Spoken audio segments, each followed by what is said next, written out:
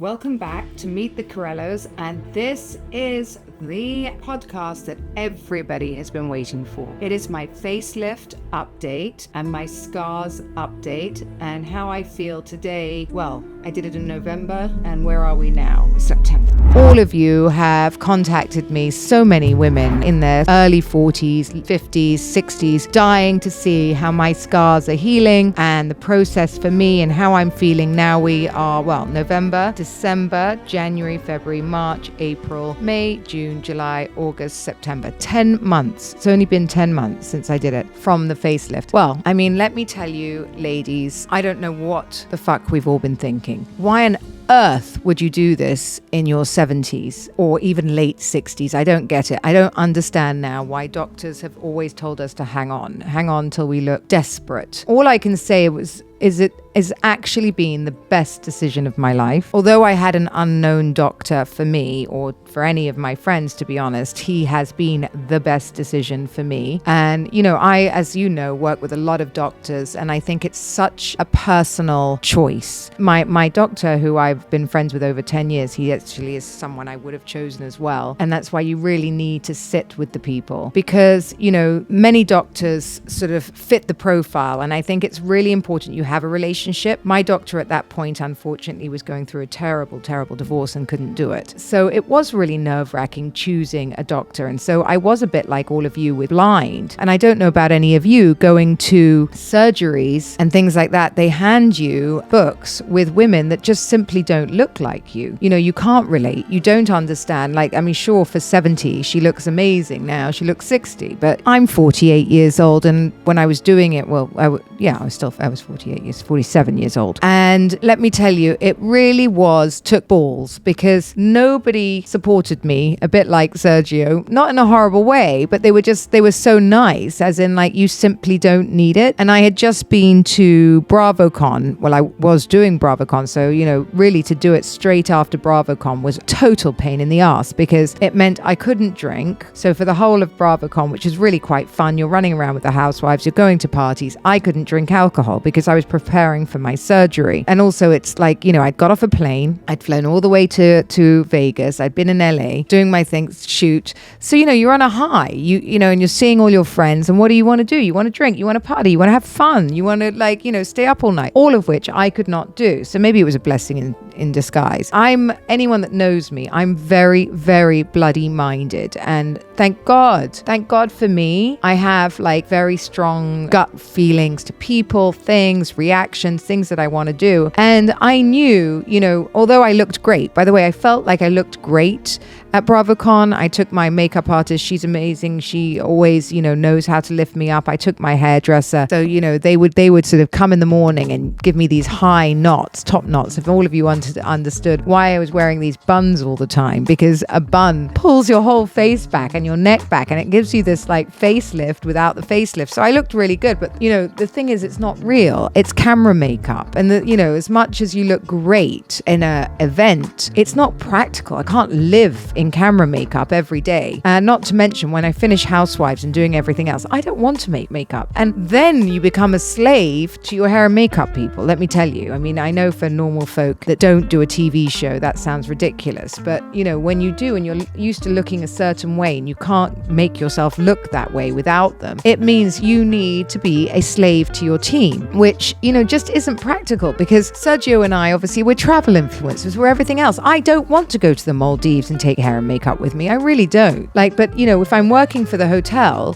expects me to look like that, right? I can't come out with crappy hair and makeup. And it doesn't matter. If your face looks amazing, you can get away with slicking your hair back. But, if you've got bad face and bad hair, you're not going to get many jobs in my business. I wish I'd done this sooner. I really do.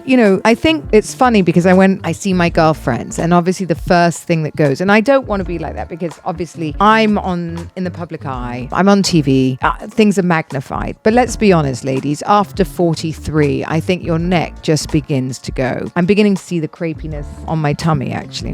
Maybe I'll end up doing that. It's terrible. It's such a slippery slope. I can hide my stomach, so I'm not that bothered. The neck is where, you sort of put your head down and you get these really sort of soft, loose skin. It's just thin and loose. I don't really know how to explain explain it more. But my neck has just changed my life. My neck, my lower face, my face looks happier. The edges of my mouth are up. I mean, I suppose the only downside maybe, and I had a big mouth before, is I think, my mouth probably looks a bit bigger, but I can disguise that with makeup. But everything else is apps, and that's just from stretching. There's not a lot you can do about that. But my face has completely settled. And it was funny because I ran into a friend of mine who's another surgeon, and he goes, "Oh, you're going to love it for the first 3 months because it's so tight, and then it will settle and you'll wish you can do it again." No, I did love it for the first 3 months because you are so tight. You're like it's hilarious, and I looked like a supermodel from the side. It was like, oh my God, my jawline. But I love it now. I really can't tell you how happy I am, and I've got to get into that habit of not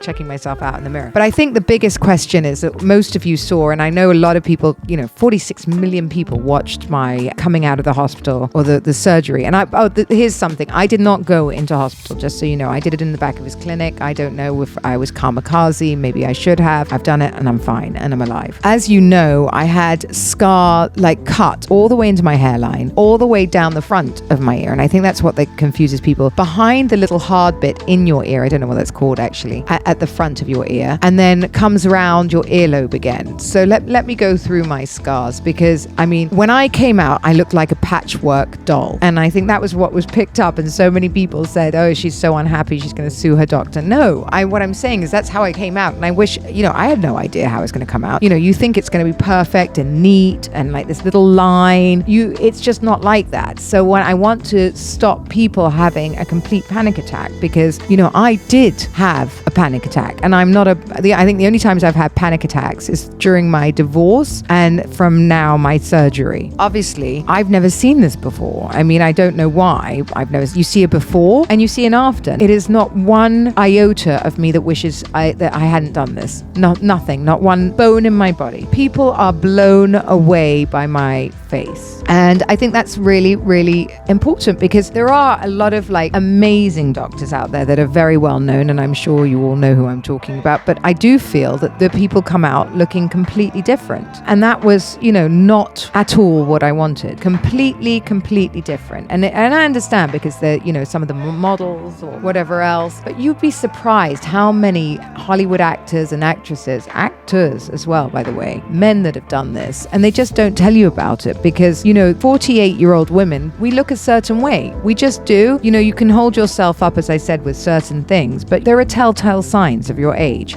One of the big things that people said to me was when they looked at my facelift, that it was too far back. It was straight back, not up. My face should have gone up. And then I was like, fuck. I don't know how they do facelifts today. My facelift is fabulous. It's fabulous. Fucking fabulous. Thank God he didn't go up. But then I'm thinking, then I'm having a panic attack. And then I'm thinking, I'm literally, whilst I was going through it, I'm looking at other doctors to see who's going to mend it. I was literally Googling doctors to see who's going to mend my fucked up facelift. Because that's how I felt, because I didn't know when they told me it had to go up, not straight back. That's that straight back was the old way. And actually it's not. Then someone told me I was too swollen, all of these things. And that's the point. I get so many messages from all of you asking me how long till I look normal, how long till I went out. Well, let me tell you, first of all, I went out. I even went out with a bandage. As most of you saw me, I am not somebody that's swayed by embarrassment. I think you get that because I'm on Housewives. I don't get embarrassed much. Sergio had already seen me, so I only really care what he thinks. And I think it was really hard. Now, talking to Sergio now, I see how hard it was for him, and I didn't give him credit for that because obviously it was happening to me. So it was all about me in my head. But for him, I think the biggest thing he keeps saying to me is when I came out was the worry that